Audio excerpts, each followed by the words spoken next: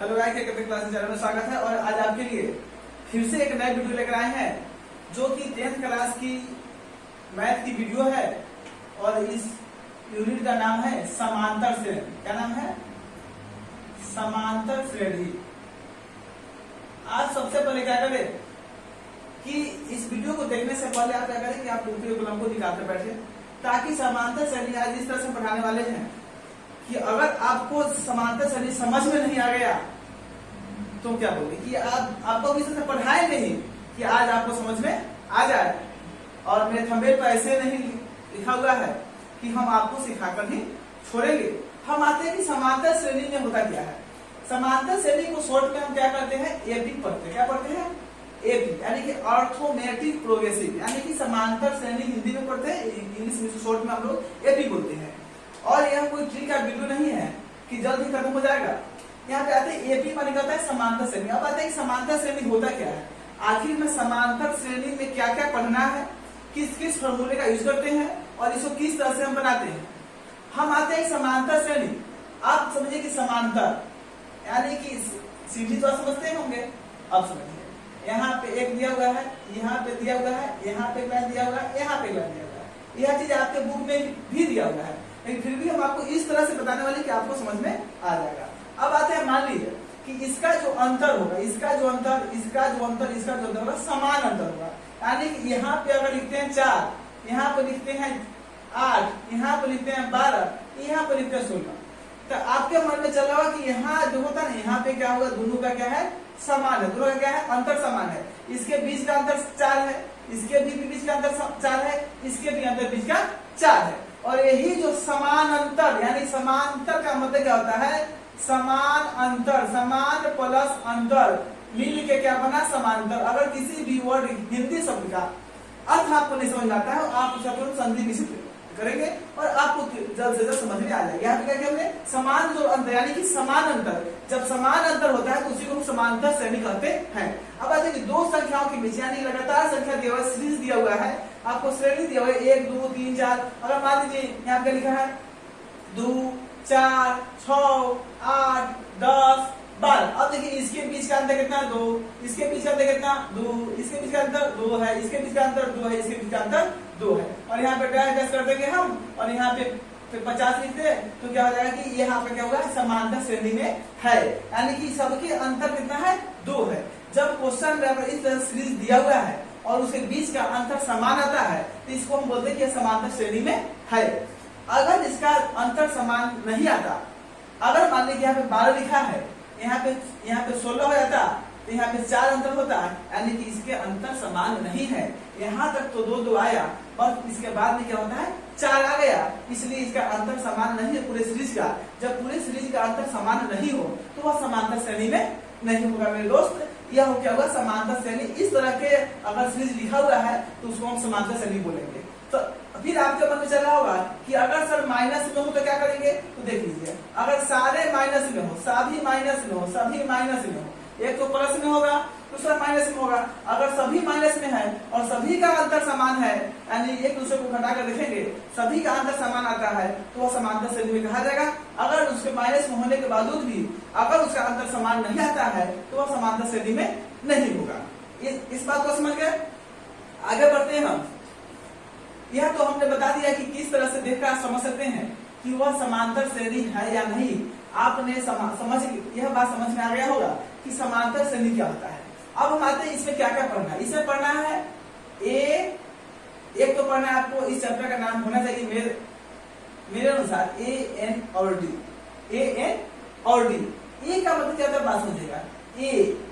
A1 equal to A बराबर पहला पद, बराबर पहला पद। बहुत ही बेहतरीन ढंग से। और हम इस चैप्टर को 0 से शुरू करें, यानी कि स्टार्टिंग से शुरू कर रहे हैं और आपको एडवांस लेवल तक लेकर जाएंगे, यानी कि चैप्टर को खत्म भी करेंगे इस वीडियो में नहीं, अगले वीडियो में। फिलहाल A1 इक्वल टू A, यानी कि पहला पद। A2 इक्वल टू क्या होता है? यानी कि A प्लस D बराबर दूसरा पद। क्या बोल सकते हैं इसको? दूसरा पद। A3 equal to A plus 2D, A plus 2D equal to तीसरा पद। A4 equal to A plus 3D equal to चौथा पद हो जाएगा। चौथा पद, A5 equal to A plus 4D equal to पांचवा पद। इस तरह से हम करते करते लास्ट तक आते हैं, यानी कि अंतिमवा पद क्या होता है, n equal to A plus n minus 1 गुने D। ये जो किसी भी सीरीज के अंतिम पद के निकालने का फॉर्मूला होता है, यानी कि an बराबर A प्लस n माइनस 1 गुने D। इस फॉर्मूले से हम सीरीज के अंतिम पद को निकाल सकते हैं, जहां पर n जो होता है वह पदों की संख्या होती है कि मैं यानी कि कौन सा पद निकालना है, 54वां पद, 55वां पद, 55 वाला, 56 वाला, कौन सा पद निकालना है, हमको चौथा पद निकालना है अंतिम है, या 10वां पद अंतिम है, या 20वां पद अंतिम है, वहां पर आता है 20 लिखते हैं, आपको n जब 20 करते हैं। और अब हम आते हैं कि ए और डी क्या होती है। अब आप समझने का प्रयास कीजिएगा, यहाँ पर लिखे 2, लिखे यहाँ पर कि AP 2 4 6 8 और 10 50। अब देखिए इसमें AP क्यों होता है, A कौन होता है, D क्या होता है। तो A इक्वल टू यहाँ पर लिखा हुआ है पहला पद, A इक्वल टू A1, यानी कि इस तरफ से गिनना शुरू करते हैं तो A1 पहला, दूसरा, तीसरा, चौथा, पांचवा। तो A1 इक्वल टू क्या है, A1 इक्वल टू A है, यानी कि A इक्वल टू क्या हो जाएगा, 2 हो जाएगा, यानी कि A1 जो होगा वही A होगा, जो A1 वो A, और वही क्या होगा आपका पहला पद होगा। अब आता है D क्या होता है, D इक्वल टू होता है सार अंतर, D इक्वल क्या होता है, सार अंतर, यानी कि डिफरेंस क्या होता है, डिफरेंस, यानी कि सार अंतर, D इक्वल टू सार अंतर। अब आते हैं कि A और D, ये तो निकालना सीख गया, लेकिन D कैसे निकालते हैं, तो D का फॉर्मूला होता है A2 minus A1, A2 minus A1। अब देखिए A1 कितना है, तो 2 है, A2 कितना है, 4, A3 A4 A5, तो A2 कितना जाएगा, 4 माइनस 2 बराबर कितना, 2। फिर D निकालेंगे, अब इसका निकल गया बीच का, इसके पीछे निकालेंगे तो A3, यानी कि A3 माइनस A2, A3 कितना जाएगा, 6 माइनस 4 बराबर 2। फिर D निकालेंगे, अभी यहाँ बाकी इसके बीच का, तो A4 माइनस A3, 8 माइनस 6 बराबर कितना जाएगा, 2। फिर D निकालेंगे तो A5 माइनस A4, A5 कितना जाएगा, देखिए 1 2 3 4 5 10 माइनस 8 बराबर कितना हो गया, 2। अब देखिए यहाँ पर आपको एक चीज देखने को मिलता होगा कि चारों D निकाले हैं, चारों का D का अंतर जो है, चारों का जो अंतर निकला वह समान है, यानी कि यहाँ भी 2 है, यहाँ भी 2 है, यहाँ भी 2 है, यहाँ भी 2 है। इस तरह से अगर आप D निकालते हैं, किसी भी सीरीज का सार अंतर समान आता है, किसी भी AP का अगर अंतर समान आता है, D आपको इसी तरह से बराबर आता है सभी में, जहां तक दिया हुआ है सीरीज वहां तक निकालते हैं, और उसका D समान आता है, तो मेरे दोस्त यह क्या कहेंगे कि यह AP में है। किसमें है, AP में है। अगर सीरीज दिया हुआ है और आपसे पूछता है कि उसका आप बताएं कि वह AP में है कि नहीं है, तो इस तरह से D को निकाल के आप दर्शा सकते हैं कि वह AP में है। अगर D समान नहीं आता तो वह AP में नहीं होता। तो आपने एक चीज सीख लिया कि D निकालना सीख लिया और A निकालना सीख लिया। कोई AP दिया हुआ है, उसका A निकालना है, तो सबसे फर्स्ट में जो दिया होगा वह A होगा, और D सार अंतर A2 minus A1, A3 minus A2, A4 minus A3, A5 minus A4, यानी जहां तक हम मेरे क्वेश्चन 5 दिया था, आपके क्वेश्चन में 8 तक दिया हो, तो आप जाकर अंत में लास्ट में माने यानी कि D equal to A8 minus A7 आप निकाल सकते हैं, और D आपका पूरा समान आ जाएगा सातों का, तो वह AP में क्वेश्चन होगा, अन्यथा AP में क्वेश्चन नहीं होगी। और यह जो दिया हुआ है बहुत बेहतरीन दिया हुआ है कि किसी भी पद को निकालना हो, मान लीजिए यहाँ पे पहला, दूसरा, तीसरा, चौथा, पांचवा, हम इसको जांचते हैं कि यह AP में दिया हुआ क्वेश्चन सही है या गलत है।